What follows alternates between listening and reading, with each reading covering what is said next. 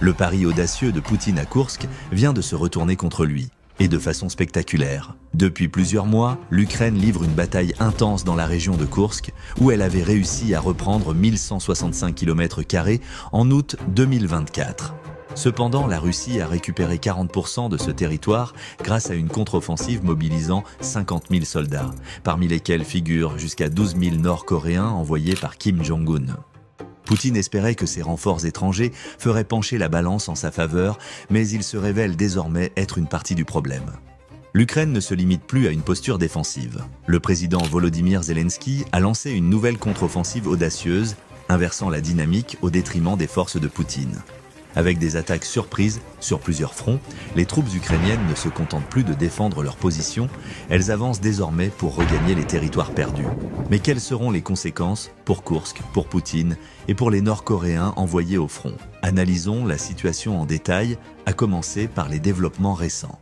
Le 6 janvier, CNN a révélé que l'Ukraine avait passé la veille à multiplier les attaques de contre-offensive contre les positions russes à Koursk. Cette information a été confirmée par Andriy Kovalenko, chef du Centre ukrainien de lutte contre la désinformation, qui a déclaré que l'Ukraine menait des assauts surprises à travers tout l'oblast frontalier. Comme lors de la première offensive ukrainienne en août 2024, le plan reposait sur l'effet de surprise pour désorienter les Russes et les forcer à reculer. La stratégie ukrainienne pourrait porter ses fruits. Dans un message publié sur Telegram le 5 janvier, Andriy Yermak, chef du bureau présidentiel ukrainien, a envoyé un message bref mais significatif. Région de Koursk, bonne nouvelle, la Russie reçoit ce qu'elle mérite. Bien qu'il n'ait pas fourni de précision, ses propos laissent entendre que l'Ukraine a enregistré au moins quelques succès dans cette nouvelle contre-offensive et qu'elle entend capitaliser sur cet élan. De son côté, le ministère russe de la Défense a présenté une version diamétralement opposée. Tandis que Yermak saluait le courage des soldats ukrainiens et soulignait leur supposé succès, la Russie a affirmé avoir repoussé les attaques. Dans un communiqué, le ministère russe a déclaré avoir pris des mesures décisives, avec le soutien de l'artillerie et de l'aviation.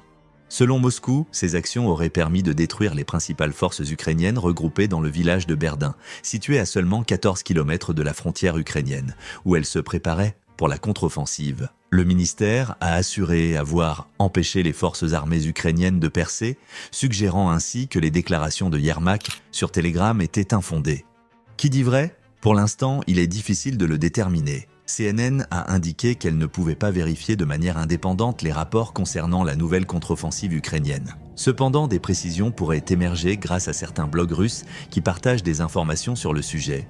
Selon CNN, plusieurs de ces blogs ont confirmé l'existence des combats du 5 janvier, affirmant que les forces ukrainiennes progressaient vers le nord en direction de Berdin. L'un des blogs rapporte que l'Ukraine aurait engagé des réserves pour cette contre-offensive et décrit une stratégie ingénieuse utilisée par les forces ukrainiennes. Pour percer, les forces armées ukrainiennes ont déployé des dispositifs de guerre radioélectroniques, perturbant le fonctionnement des drones russes.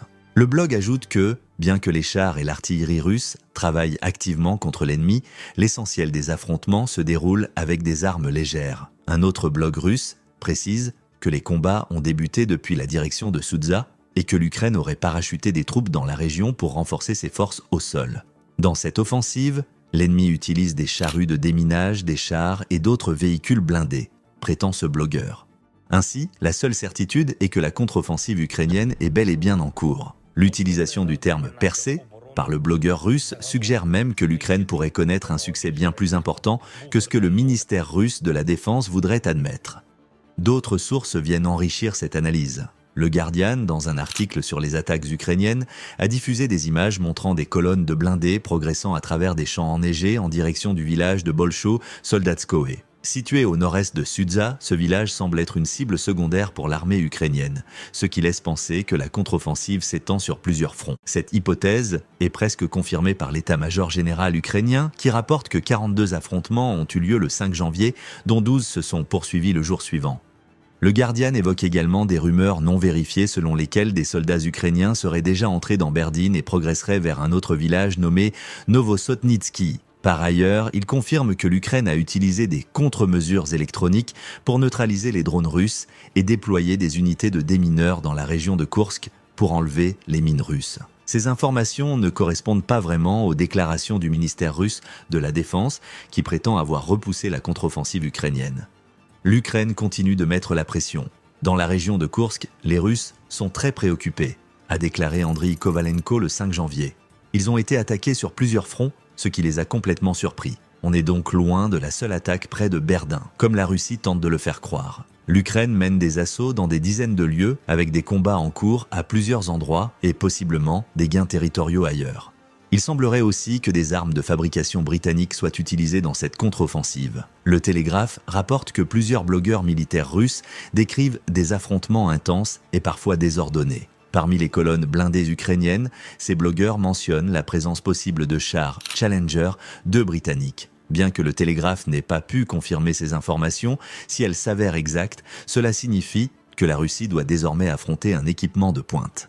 Le Challenger 2 est un char emblématique de l'armée britannique, utilisé dans des conflits comme le Kosovo, l'Irak et la Bosnie. Construit pour la première fois en 1986, ce véhicule de combat à 4 membres d'équipage figure parmi les équipements les plus modernes sur le champ de bataille ukrainien. Il est équipé d'un canon rayé principal L30 à un de 120 mm capable de transporter 47 obus, ainsi que d'une mitrailleuse 7,62 mm L44, un HN, capable de tirer à un rythme élevé. Malgré son poids de 62,5 tonnes, plus avec un équipage complet, ce mastodonte peut atteindre une vitesse impressionnante de 59 km/h. Si ces chars sont effectivement déployés dans la région de Koursk, cela montre clairement que l'Ukraine est résolue à reprendre une partie du territoire perdu face à la contre-offensive russe.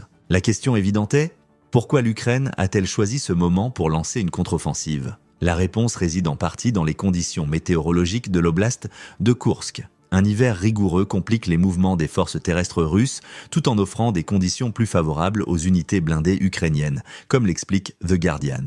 Outre les chars Challenger 2 évoqués par The Telegraph, des rapports suggèrent également que l'Ukraine utilise des véhicules de combat Bradley permettant de transporter rapidement ses troupes vers des positions stratégiques. En revanche, la Russie s'appuie principalement sur son infanterie et les troupes nord-coréennes, qu'elle envoie à l'assaut à pied. Cela confère à l'Ukraine un net avantage en mobilité. Ce timing précis s'explique aussi par la vulnérabilité des forces russes, ralenties par la neige et la glace, ce qui les rend moins réactives face aux assauts ukrainiens. Un autre facteur déterminant dans la décision de l'Ukraine de contre-attaquer maintenant est le taux élevé de perte de la Russie à Koursk. Comme mentionné précédemment, la Russie utilise une tactique consistant à envoyer ses soldats, souvent à pied, contre les positions ukrainiennes fortifiées. Cette approche, sur laquelle Poutine s'appuie depuis le début de sa contre-offensive à Koursk, repose sur des vagues successives d'assauts humains, espérant ainsi épuiser les ressources adverses. C'est une tactique brutale et coûteuse, mais l'hiver et la mobilité supérieure de l'Ukraine la rendent encore moins efficace. Comme on pouvait s'y attendre, ces assauts ont produit les résultats attendus. Selon l'Ukraine, durant les 5 mois séparant son invasion initiale de Koursk et la contre-offensive actuelle, elle aurait infligé 38 000 pertes aux forces russes. Parmi celles-ci, 15 000 soldats russes auraient été tués au combat et 23 000 autres blessés. Fidèle à ses pratiques de surenchère, la Russie avance des chiffres plus élevés, affirmant avoir causé 49 010 pertes ukrainiennes à Koursk sur la même période. Cependant, Moscou ne détaille pas la répartition entre morts et blessés, et ce chiffre paraît exagéré, surtout lorsque l'on considère les efforts de la Russie pour minimiser la présence ukrainienne dans la région. Les troupes envoyées par Kim Jong-un dans le cadre du traité de défense collective avec la Russie subissent également des pertes importantes. Jusqu'à 12 000 soldats nord-coréens, dont certains appartenant au Storm Corps d'élite, ont été déployés en octobre 2024. Lors d'une apparition en janvier 2025 sur le podcast de Lex Fridman, Zelensky a confirmé ce chiffre et précisé que 3 800 de ces soldats avaient été tués ou blessés par l'Ukraine, soit environ un tiers du contingent envoyé. Zelensky a également affirmé que l'Ukraine avait anéanti un bataillon presque entièrement composé de Nord-Coréens dans les 2 jours précédant le 4 janvier, preuve des pertes rapides et significatives infligées aux forces de Kim. Pourquoi ces pertes sont-elles importantes dans le cadre de la contre-offensive ukrainienne à Koursk ? La réponse se trouve dans l'usure des effectifs russes. L'Ukraine a progressivement affaibli le groupe de 50 000 soldats déployés par Poutine pour reprendre le territoire. Avec une défense acharnée, elle a réduit la pression exercée par les Russes. La diminution du nombre de troupes disponibles affaiblit les lignes russes, créant des brèches ou des zones moins densément défendues que l'Ukraine semble exploiter. En ciblant ses points faibles, identifiés grâce à son analyse des pertes russes, l'Ukraine frappe là où cela fait le plus mal. La tactique des vagues humaines, sur laquelle comptait Poutine pour briser les défenses ukrainiennes, semble avoir eu l'effet inverse, affaiblissant ses propres forces. Cela permet désormais à l'Ukraine de reprendre plusieurs petits villages et bourgs qu'elle avait perdus lors de la première avancée russe à Koursk. Mais ce n'est pas tout. L'Ukraine garde un œil sur un événement majeur prévu à la mi-janvier. L'investiture de Donald Trump à la présidence des États-Unis. Zelensky a évoqué ce sujet lors de sa conversation avec Lex Fridman, soulignant que les garanties de sécurité promises par Trump pourraient mettre fin à la guerre en Ukraine, mais uniquement si Trump tient ses engagements. Zelensky a également laissé entendre que Trump pourrait avoir une certaine influence sur Poutine, suffisamment du moins pour imposer un cessez-le-feu à la mission militaire spéciale du dirigeant russe. De son côté, Trump a déclaré qu'il mettrait fin à la guerre en quelques jours après son investiture, en s'appuyant sur un plan de paix peu détaillé mais présenté comme son principal atout. Zelensky n'ignore pas ces déclarations. Il a affirmé à Friedman que Trump et moi parviendrons à un accord et proposerons de solides garanties de sécurité avec l'Europe, puis nous pourrons parler aux Russes. Reste à savoir si le président ukrainien croit réellement à ce scénario. Après tout, Zelensky a déclaré au président français Emmanuel Macron le 30 décembre que l'Ukraine devait être réaliste quant à ses défis territoriaux et qu'il n'existait pas de solution rapide et facile à la guerre. L'expression « défis territoriaux » est ici essentielle car elle est directement liée à la récente contre-offensive ukrainienne. L'Ukraine semble vouloir renforcer sa position sur le terrain avant tout accord potentiel, montrant qu'elle reste déterminée à défendre ses intérêts malgré les incertitudes liées au futur rôle des États-Unis.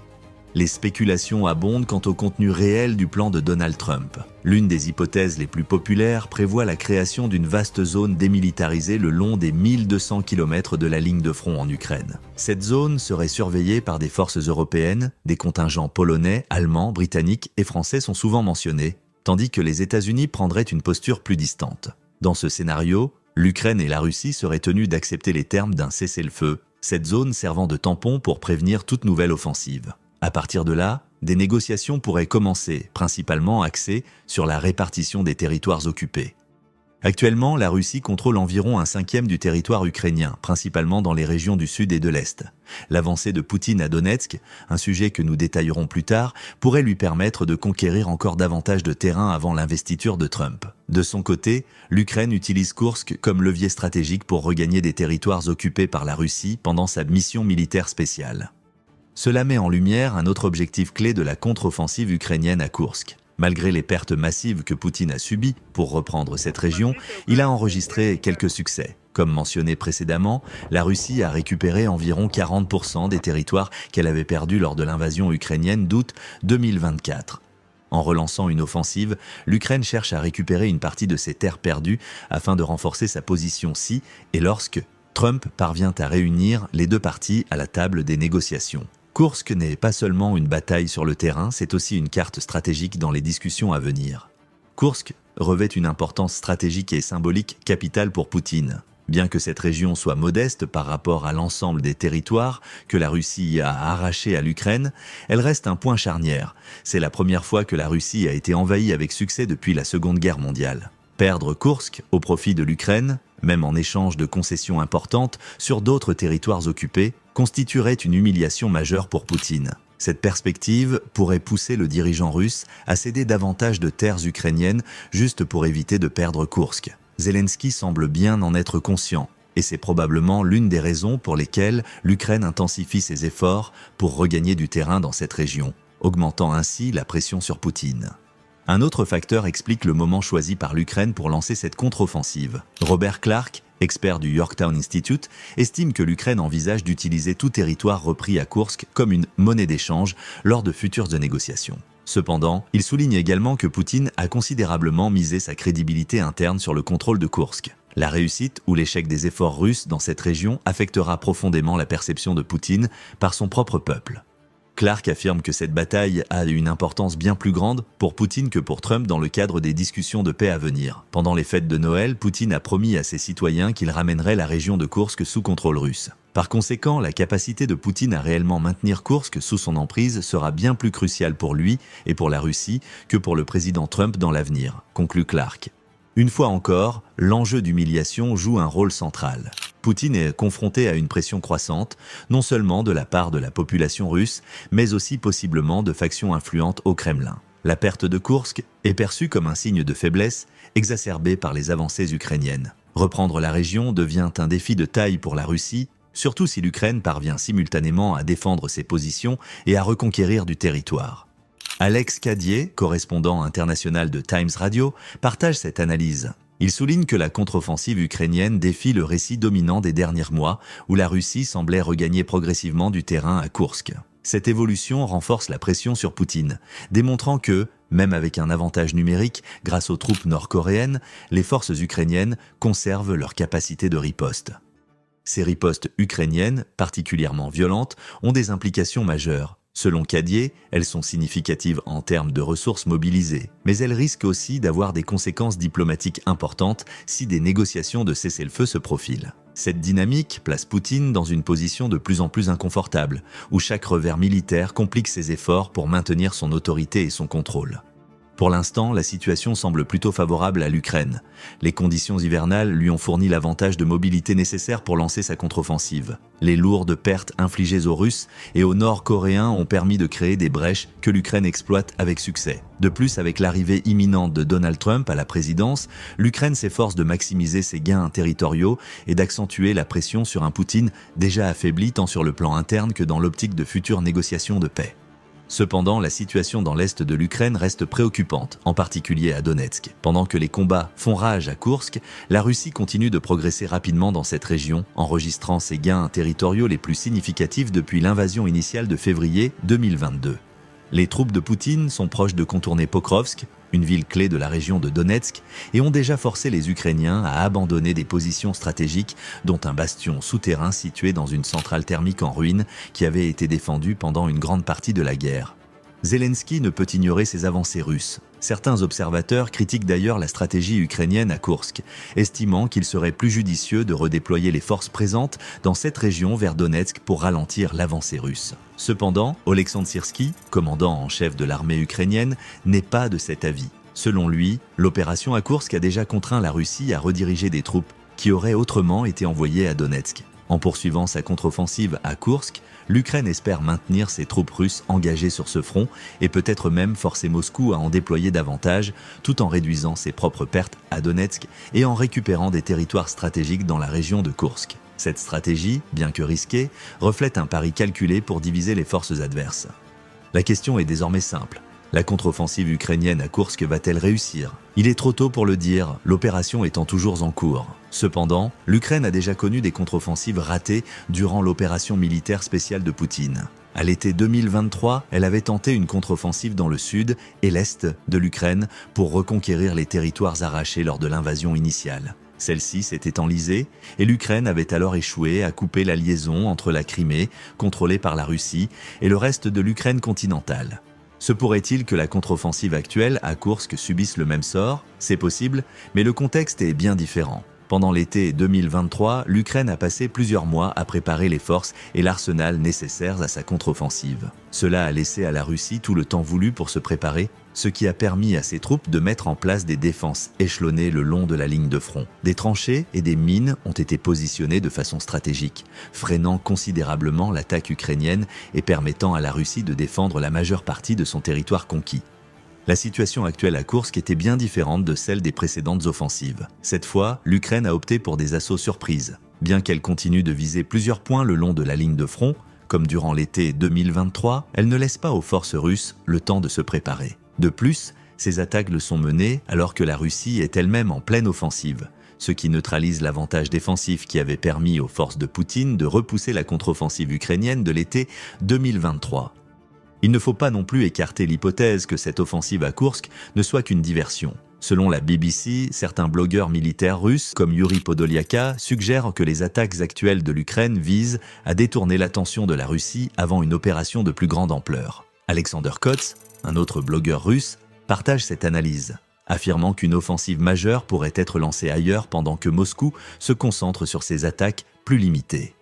Peut-être que l'Ukraine prépare une opération de plus grande envergure contre la Russie. Dans ce cas, les déclarations russes affirmant avoir partiellement maîtrisé la contre-offensive ukrainienne prendraient une autre dimension. Il est possible que la Russie ait été destinée à neutraliser ces attaques de moindre ampleur. L'Ukraine pourrait ainsi titiller l'ours, infligeant des pertes au passage, tout en préparant un assaut plus massif contre une Russie de plus en plus affaiblie à Koursk. De nombreuses questions restent en suspens. Pour l'instant, nous aimerions connaître vos opinions sur la contre-offensive ukrainienne à Koursk. Est-ce le dernier effort de l'Ukraine pour défendre ses terres avant l'entrée en fonction de Trump? L'Ukraine prépare-t-elle